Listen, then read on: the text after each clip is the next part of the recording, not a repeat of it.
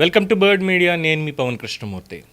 Diversion పాలిటిక్స్లో ఈ వార్త కూడా పక్కకెళ్ళిపోయిందేమో అనేటువంటి ఒక అభిప్రాయాన్ని చాలామంది వ్యక్తం చేస్తున్నారు. అలాగే ఇంకా అధికారులలో జగన్మోహన్ రెడ్డి గారికి అనుయాయులుగా ఉండి, విధేయులుగా ఉండి, ప్రభుత్వంలో ఏ ఏ కేసుల మీద ఇన్వెస్టిగేషన్ జరుగుతోంది, ఏ స్కాములు బయటకు వస్తున్నాయి అనేటువంటి వివరాలు కూడా ముందుగానే వారికి ఏమన్నా చేరుతున్నాయా అనేటువంటి అనుమానాన్ని కూడా అనేక మంది వ్యక్తం చేస్తున్నారు. ఎందుకు అనేది చూస్తే, ఈ డైవర్షన్ పాలిటిక్స్ అన్నాం కదా, లడ్డూ కల్తీ వివాదం చాలా సీరియస్గా నేషనల్ మీడియాలో సైతం నోరెత్తడానికి కూడా సరిగ్గా లేక, సమాధానాలు చెప్పడం కూడా రాక బేలగా మిగిలిపోయినటువంటి వాళ్ళ అధికార ప్రతినిధులు ఆంధ్ర మీడియా దగ్గరకు వచ్చేసరికి, అదే వాళ్ళు అంటున్నటువంటి మాటే, తెలుగు మీడియా బదులు ఆంధ్ర మీడియా అంటున్నారు. ఆంధ్ర మీడియా దగ్గరకు వచ్చేసరికి నోరేసుకుని పడిపోయే స్థాయికి ఎలా వెళ్ళిపోతున్నారు ఏంటి అనేటువంటిది, అబద్ధ ప్రచారం సోషల్ మీడియాలో ఏం జరుగుతుంది అనేటువంటి దానికి ఇవన్నీ కూడా. సరే, ఇప్పుడు ఈ భారతీ సిమెంట్ స్కామ్ ఏంటంటే, స్కాములందు ఈ స్కాములన్నీ వేరయ్యా అని చెప్పి చెప్పుకోవాల్సి వస్తుంది. స్కాములు లెక్క చూస్తే ప్రజావేదిక కూలగొట్టడం కూడా ఒక స్కామే, ప్రజాధనాన్ని నాశనం చేయడం. అక్కడి నుంచి మొదలుపెట్టారు. అక్కడి నుంచి మొదలుపెట్టిన తర్వాత సచివాలయ ఉద్యోగులు, వాలంటీర్లు, ముఖ్యంగా సచివాలయం వదిలేద్దాం, వాలంటీర్లు, కార్యకర్తలని తీసుకొచ్చి వాలంటీర్లుగా పెట్టుకున్నటువంటి స్కామ్. అందులో చేసినటువంటి ఇంకొక స్కామ్ ఏంటంటే, వాళ్లతోటి సాక్షి పత్రికని కొనిపించడం. ప్రతి ఒక్కళ్ళు సాక్షి పత్రిక కొనాలి, ప్రతి ప్రభుత్వ కార్యాలయంలో సాక్షి పత్రిక రావాలి, ప్రతి చోట కూడా అదే ఉండాలని చెప్పి పేపర్లు కొనిపించినటువంటి దాంట్లోనే దాదాపు 400 కోట్లు ఎంతో అక్కడ అదయ్యింది. ఆ తర్వాత ప్రకటనలు, ఎన్ని వందల కోట్ల ప్రకటనలు ఇచ్చారు, అందులో ఎంత భాగం వాళ్ళకు వచ్చింది అనేటువంటిది జీవిరెడ్డి ఆల్రెడీ ఆర్టీఐ ద్వారా తీసుకొచ్చి ఇన్ఫర్మేషన్ బయట అప్పట్లోనే పెట్టడం జరిగింది. సొంత పత్రికకే ఇలా కట్టబెట్టారు అనేటువంటిది, యాడ్స్ ఇవ్వడం దగ్గర నుంచి మొత్తం అన్నీ కూడా. ఆ తర్వాత సమోసాలు తినడానికే కోట్లు ఖర్చు పెట్టారండి, కేవలం సమోసాలు తినడానికి. అలాగే 27 కోట్లు బిల్లు అయ్యింది.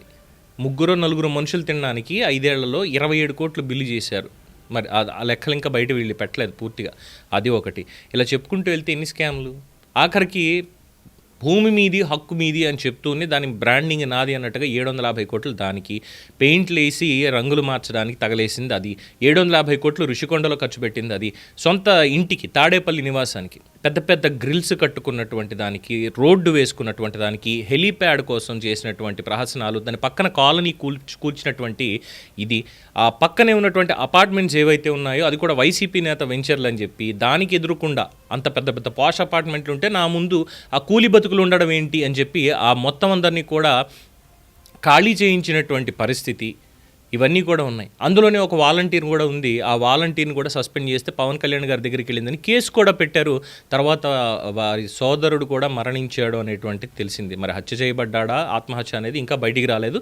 న్యాయం కోసం తను పోరాడుతుంది. ఇది కూడా ఒక స్కామే. దీని తర్వాత లిక్కర్ స్కామ్. ముందుగా ప్రభుత్వ మద్య విధానం అని చెప్పి తీసుకొచ్చి ప్రభుత్వం చేతే అమ్మించినటువంటి తీరు, దాన్ని మళ్ళీ ప్రైవేట్ వ్యక్తులు, రెడ్డీస్ కార్పొరేషన్ ఏదో తీసుకొచ్చి కాంట్రాక్ట్ ఎంప్లాయీస్ని రిక్రూట్ చేసి ఇదంతా చేసినటువంటి తీరు, నగదుకి మాత్రమే అమ్మి ఈ నగదుని ఎక్కడెక్కడ ఎలా చేశారు అనేటువంటి దాంట్లో నిగ్గు తేలుతోంది. అది పాయింట్ నెంబర్ 1. ఇది లిక్కర్ స్కామ్లో. లిక్కర్ స్కామ్ 2.0, కల్తీ లిక్కర్. ఏది మిగతా చోట్ల దొరికేటువంటి బ్రాండ్లు దొరకకుండా మేమిచ్చింది మాత్రమే మీరు తాగాలని, దాంట్లో ప్రమాదకరమైనటువంటి రసాయనాలు, కెమికల్స్ ఉన్నటువంటిది, దానివల్ల ఏమవుతుంది అనేది గతంలో చెప్పడం జరిగింది. అది 2వ స్కామ్. దాంట్లో 3వ స్కాము టెండర్లలో గోల్మాలు, ప్రభుత్వం నుంచి డిపో నుంచి దుకాణాలకు వెళ్ళేటువంటి దాంట్లో ట్రాన్స్పోర్టేషన్, వీటన్నిటిలో కూడా జరిగినటువంటి ఇంకొక స్కామ్. ఇక ఇసుక, మిగతావి ఇవన్నీ కూడా. అలాగే మడాడవులు ధ్వంసం చేసి సెంటు భూములు ఇస్తామని చెప్పి చేసినటువంటిది, చౌడు నెలలు కొన్నటువంటిది, తర్వాత బురద నెలలు కొన్నటువంటిది, పొలాలు తక్కువకి కొని అసైన్డ్ భూములు కూడా దీంట్లో కలిపేసి చేసినటువంటి స్కామ్, అది కూడా బయటికి రావాలి. ఇలా చెప్పుకుంటూ పోతే బోల్డ్ ఉన్నాయి. ఇప్పుడు అందులోనే ఈ భారతీ సిమెంట్ స్కామ్ కూడా వచ్చింది. ఇందులో ఏం జరిగిందంటారా? సరే, ప్రైవేట్గా వాళ్ళు ఎంత కమ్ముకుంటారు ఏంటి అనేటువంటిది వాళ్ళ ఇష్టం. కానీ ప్రభుత్వ రంగంలో ప్రజల కోసం కట్టించేటువంటి ఇళ్ళకి కానీ దీనికి కానీ సిమెంట్ కోసం టెండర్లు. సరే, భారతీయ సిమెంట్స్ వారికి అవకాశం ఉంది, టెండర్లో పాల్గొనొచ్చు, తప్పేం లేదు. కానీ ఇక్కడే పేదల ఇళ్ల పేరుతో సొంత వ్యాపారానికి లబ్ధి చేకూర్చుకునేటువంటి విధంగా చేసినటువంటి పరిస్థితి. అర్హతకు మించి 3 రెట్ల కొనుగోలుకి ఇచ్చారు. వార్తాపత్రిక కథనం ప్రకారం, డీటెయిల్స్ ప్రకారం, అఫ్కోర్స్ ఎంక్వైరీ వెళ్తుందని చెప్తున్నారు కాబట్టి, మొత్తం 165 కోట్లు చెల్లింపులు చేశారు. అదనంగా 110 కోట్ల రూపాయల బిజినెస్ ఇచ్చారు. టన్ను మీద అత్యధికంగా 60 రూపాయల చెల్లింపు. ప్లాంట్ సామర్థ్యం ఉన్నటువంటి కంపెనీలకి ఇది జరిగింది అని చెప్పి ఇదొకటి ఇచ్చారు.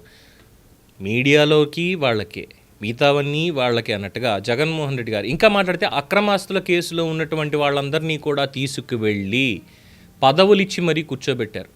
అఫ్కోర్స్ మోపిదేవి వెంకటరమణరావు గారు రాజీనామా చేసి తెలుగుదేశం పార్టీలో చేరిపోయి ఇప్పటివరకు మళ్ళీ రాజకీయంగా యాక్టివ్గా లేకపోయినప్పటికీ కూడా జగన్మోహన్ రెడ్డి అక్రమాస్తుల కేసులో ఆయన కూడా ఉన్నారు. సబితా ఇంద్రారెడ్డికి సరే అది తెలంగాణ కాబట్టి అక్కడ పక్కన పెట్టేయండి. ఐఏఎస్ శ్రీలక్ష్మి గారు 2 సార్లు ప్రమోషన్ ఇచ్చారు, 2 సార్లు. ఆవిడ కూడా మరి గాలి జనార్దన్ రెడ్డి మైనింగ్ స్కామ్ ఏదైతే ఉందో ఓబుళాపురం, దాంట్లో నిందితురాలుగా ఆవిడ ఉన్నారు. అందులో సుప్రీంకోర్టులో వాదనలో విచారణ కొనసాగాలని చెప్పి చెప్పారంతా అయ్యింది. ఆవిడకి ఏం క్లీన్ చిట్ రాలేదు, అక్కడికి అది అయిపోయింది.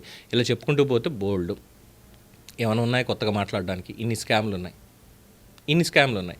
ఇంకొకటి, భారతీయ సిమెంట్స్కి లైఫ్ లాంగ్ సున్నపు రాయి గనులు భారత ప్రభుత్వ నిబంధనలని సైతం మీరి, ఎందుకంటే దాని మీద ఎంక్వైరీ కూడా నడుస్తుంది, ఆ లీజులన్నీ కూడా రద్దు చేయాలని ప్రభుత్వం నిర్ణయం తీసుకుంది అనేది తెలిసిందే. శాశ్వతంగా సున్నప్రాయ గనుల్ని వాళ్ళకి అప్పగించేసి శాశ్వతంగా నీటి లభ్యత వాళ్ళకి, శాశ్వతంగా నీళ్లను కూడా మీరు వాడుకోవచ్చు అని చెప్పి కేటాయింపులు చేసేసి సొంత కంపెనీకి, పోనీ ఇదేదో పక్కాళ్ళది ఇంకోళ్ళది కాదు, సొంత కంపెనీ.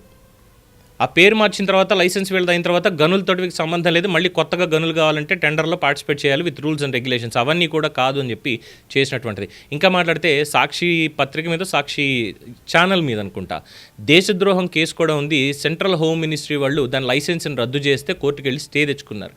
ఇన్ని స్కాములు ఉన్నాయి. ఇవన్నీ మరి మాట్లాడితే ఏమవుతుంది?